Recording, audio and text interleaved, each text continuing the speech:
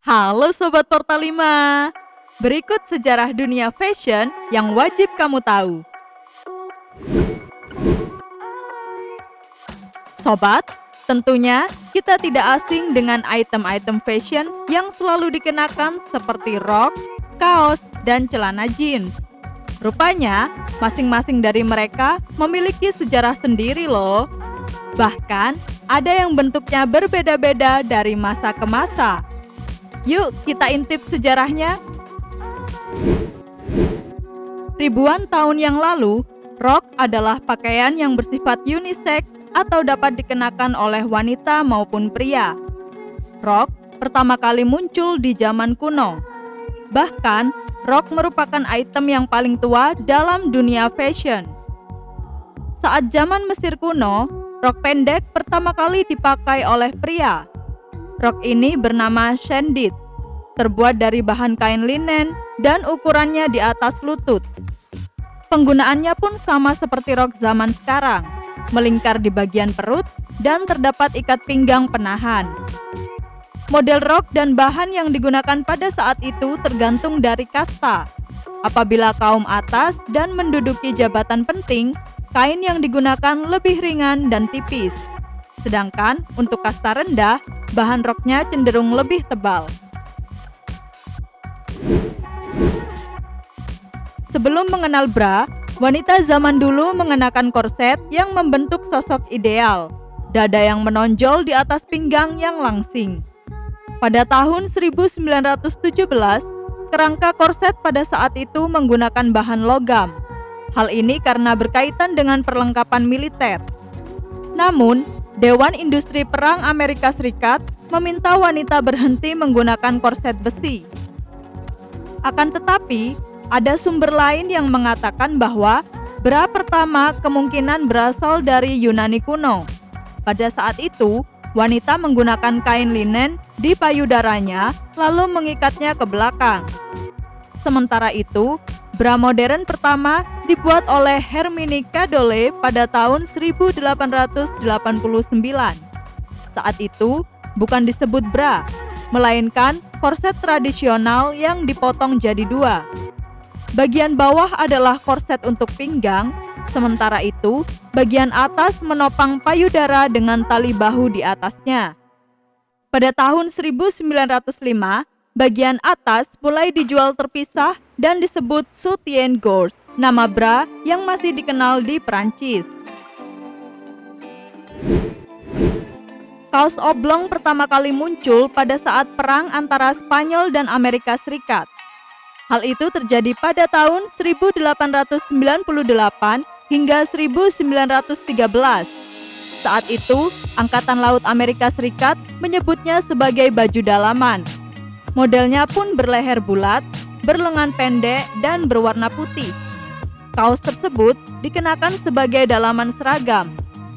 Saat pelaut dan marinir menggunakan kapal selam atau saat berada di cuaca tropis, mereka melepas seragamnya dan hanya mengenakan baju kaos. Pada awal tahun 1920, kata t-shirt yang menjadi bagian dari bahasa Inggris muncul dalam kamus Merriam-Webster. Kaos menjadi semakin populer di tahun 1950-an. Saat itu, Marlon Brando, seorang aktor Amerika, mengenakan t-shirt berwarna abu-abu yang terlihat sangat pas melekat di tubuhnya. Bagi mereka yang menganggap kaos adalah dalaman, mereka menganggap bahwa baju kaos tidak pantas dikenakan sebagai baju luar. Namun di sisi lain, kaos dianggap sebagai lambang kebebasan anak muda.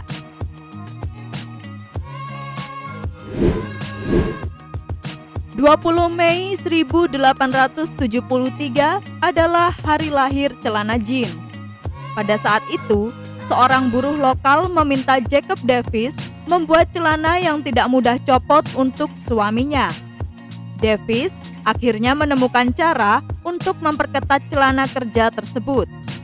Ia memasang paku keling logam di sudut saku dan pangkal kancing.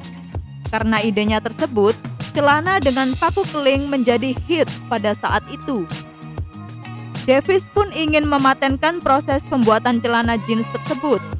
Lalu, Ia memikirkan untuk mengajak Levi Strauss, tempatnya membeli kain untuk membuat celana dengan paku keling. Karena ia tak punya cukup uang untuk menyiapkan dokumen paten, ia juga mengirim surat pada Levi untuk menyediakan dana dan memegang patennya bersama. Levi pun setuju. 20 Mei 1873, dua orang tersebut mendapat paten dari kantor paten dan merek dagang Amerika Serikat dengan nomor seri pagar 139-121. Hingga kini, denim buatan Levi menjadi celana kerja yang masih dipakai dan digemari.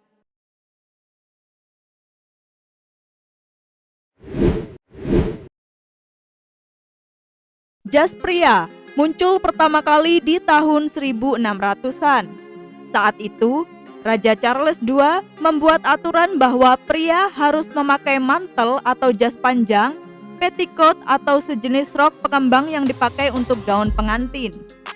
Konon, Raja Charles adalah seorang ikon gaya pada masanya.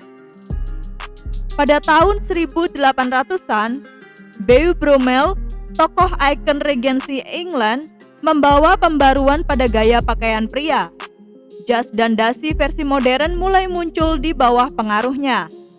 Banyak orang kaya mengenakan jas berekor warna gelap dan dipadukan dengan celana senada.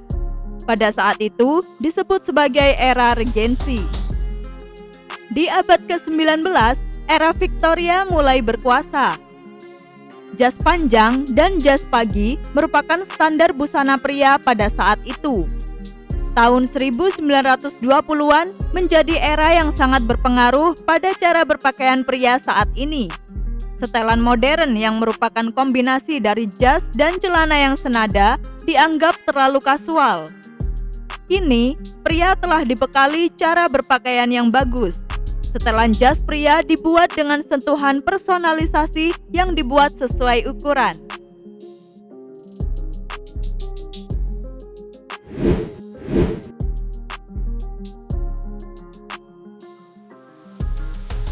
Topi sudah dikenal sejak 3000 tahun sebelum Masehi. Sedangkan para arkeolog berpendapat bahwa sebuah temuan sejarah masa Paleolitik 26.000 tahun lalu bernama Venus of Brasempoy menggambarkan topi. Sebuah lukisan pada sebuah makam di Mesir juga terdapat topi. Dahulu, topi digunakan sebagai perlengkapan perang dan alat pelindung kepala. Di masa abad pertengahan, topi digunakan sebagai salah satu aksesori pelengkap pakaian. Di pertengahan abad 19, perempuan mulai menggunakan bonet yang bentuknya lebih besar dengan berbagai hiasan seperti bunga, pita, dan bulu. Terdapat pula tradisi yang harus mengenakan topi saat menonton acara pacuan kuda yang berasal dari Royal Ascot di Inggris. Pada awal abad 21, topi modern mulai banyak diproduksi dan banyak anak muda yang tertarik untuk mengikuti mode fashion terbaru. Contohnya seperti snapback hingga topi trucker. Klik tombol subscribe dan aktifkan loncengnya agar tidak ketinggalan video terbaru kami. Follow juga Portal 5 di TikTok dan Instagram. See ya!